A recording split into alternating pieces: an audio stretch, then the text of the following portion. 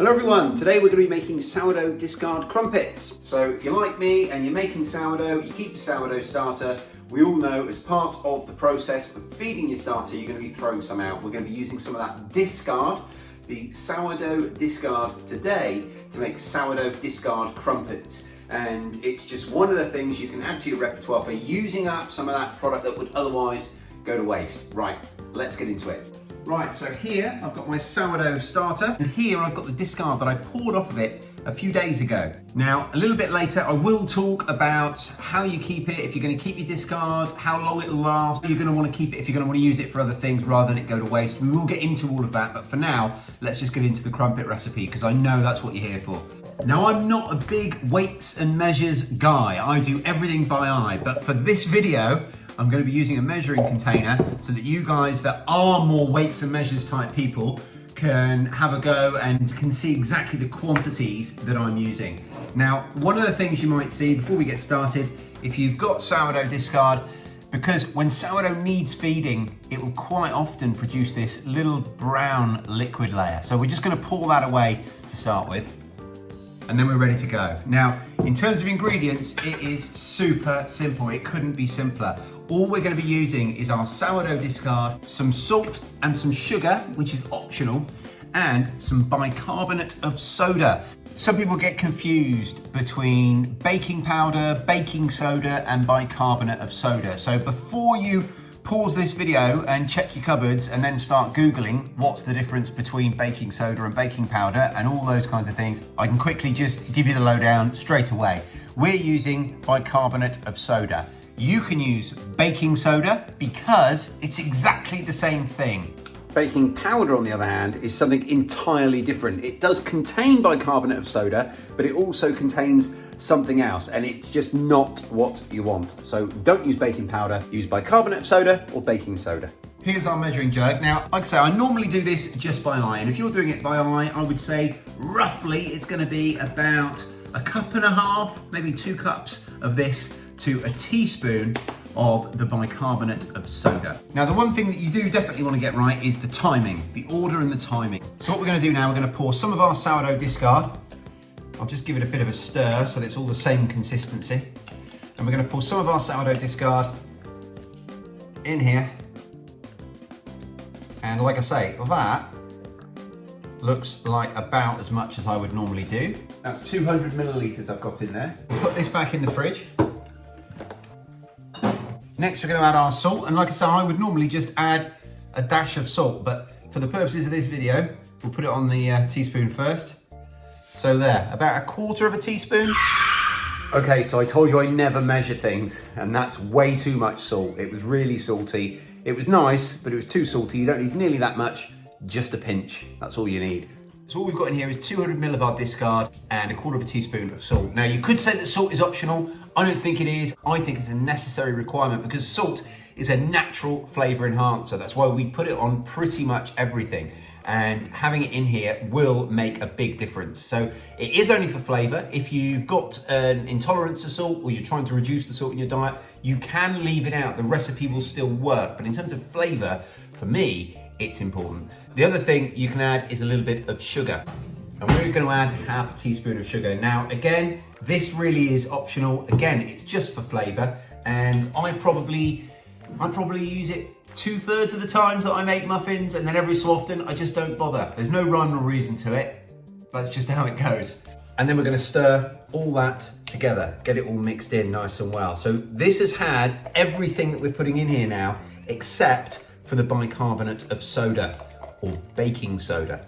Now, it's really important that you don't add that until you've got everything ready. So we need to get our pan on and warmed up.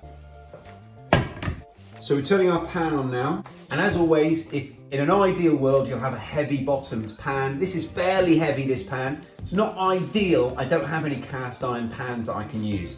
Now, in terms of temperature, you're gonna want it on a medium-high heat. So my dial here goes up to 12 and I've got it on number 9. And I'm gonna give that a good couple of minutes to heat up. In the meantime, we're just gonna grease our ring. Now, you might have noticed I'm using a non-stick pan. I love non-stick pans. Different people feel differently about them and everyone's entitled to their opinion. I like non-stick pans. And I'm about to put metal rings in here. Now this isn't my best pan, I will say that. And I know that I'm probably going to get comments saying, oh my goodness, you put metal in your non-stick pan, and people chastising me and telling me I'm crazy and I should never do it. To all those people, I say, thank you for letting me know. Unfortunately, I don't have any silicone rings, but you are going to need rings for your crumpets. So I have two choices. I've got metal rings and I've got plastic rings, basically cookie cutters. And obviously I can't use plastic, that's going to melt. I have to use this. So I'm just going to be really, really gentle with how I place them. That's how I do it. And I don't do it very often. I'm normally really, really diligent about my non-stick pans, and definitely I wouldn't use my best non-stick for this because I've only got metal rings. Right, I need to get some butter now. And I'm just going to come around the inside and make sure that there's a little bit all the way around, because this is what's going to stop our crumpets from sticking. And then the last thing I'm going to do is put a little bit in the bottom of the rings. You can hear that's all at the temperature now. So when you're ready to add to the pan, we take our teaspoon of bicarbonate of soda and then we stir that in really well. We have to make sure that's really well mixed. And it's that reaction between the bicarb and the starter, and you can feel it as you mix it start to really fluff up. It's that that's going to give us that lovely rise that we need.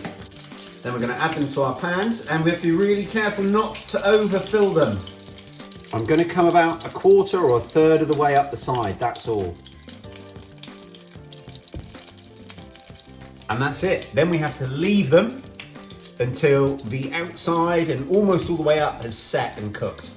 Okay, so all I'm doing now is I'm waiting. I'm not touching anything, and it's really, really important because the next thing we're going to do is we're going to remove those rings. And when we do that, if we do that too early, the batter will all collapse and just spill out the side. And you could probably see those bubbles forming there. That's what's going to form the holes in our crumpet that we want. Those holes that kind of suck in the butter. So this is why the temperature is really, really important. You might have to fiddle with what temperature works for your stove. You can also see that it's rising. That's far fuller. That ring there is far fuller than we poured it. So if you're unsure, always err on the side of small because they will rise. And again, if you put too much batter in, what will happen is that the bottom will cook and then start to burn before the top has had time to set, and you're able to take the ring away. The reason why you mix the bicarb in at the last minute is because you'll notice in this video, I mixed enough to do about 4 batches of 2. Of course, you can cook them quicker, you can do bigger batches than I'm doing here with just 2 rings, but I was keeping it manageable so I could film at the same time. But you've got about 20 minutes or so while that bicarb is really active and it's all fluffed up and risen before it starts to settle down again, and that's your sort of cooking window. So that's why you mix the bicarb right at the last minute, and it gives you enough time to cook several batches. So there's a few things to sort of really be aware of. You need to get your timing right of your mixing of the bicarb before you put it in. You want to do that last thing. You want to have the depth right, so only pour a shallow bit. You can't really pour too shallow, you'd be very, very surprised. So if you're unsure, err on the side of too shallow. And then finally, the temperature. The temperature wants to be, as I said, a medium-high heat. Okay, so these have been on there for about 4 minutes now. So let's see how we get on. There we go. And then let's just have a look underneath because I don't want them to burn.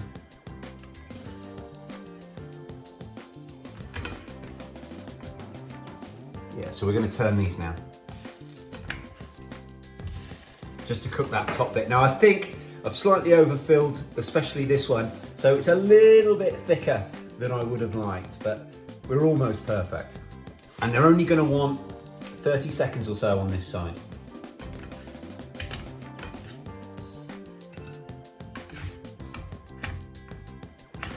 We're done cooking, and we have our crumpet. You can slice them in half, like this, and then you'll have the holes on the inside. You can leave these to cool, and then put them in the toaster for breakfast. That's something we like to do. So I'm gonna cook the rest of this batch now, and then we'll have a load left over, which are going to be basically just in the bread bin. People can help themselves for breakfasts, put them in the toaster, and they'll cook up lovely. If I'd made them a little bit thinner, and I will show you the next batch, I'll do another batch right now, then I think what we would have got is those holes on the top. They're usually a bit better than this, but either way, they're delicious crumpets.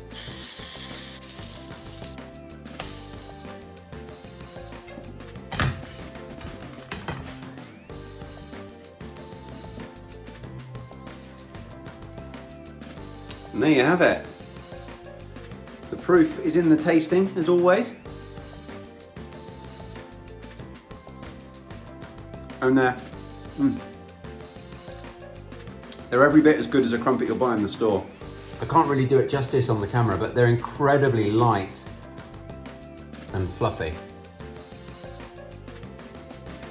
Now, I said I'd mention about keeping your sourdough discard. So I always say when I'm keeping a sourdough starter, if I'm keeping it out here on the shelf, then it's going to want feeding every day, roughly.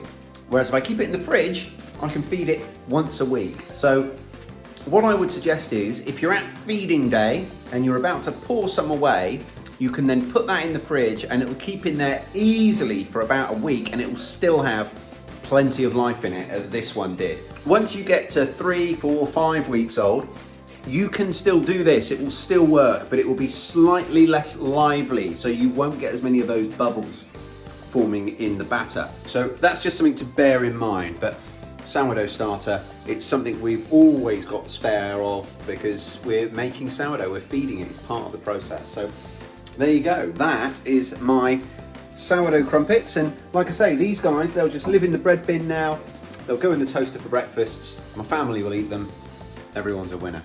And that's it. It's as simple as that. Thanks for watching. If you've enjoyed this video, please, before you go, quickly press that like button, leave me a comment down below, subscribe to my channel if you're not already, and I'll speak to you on the next one. Cheers.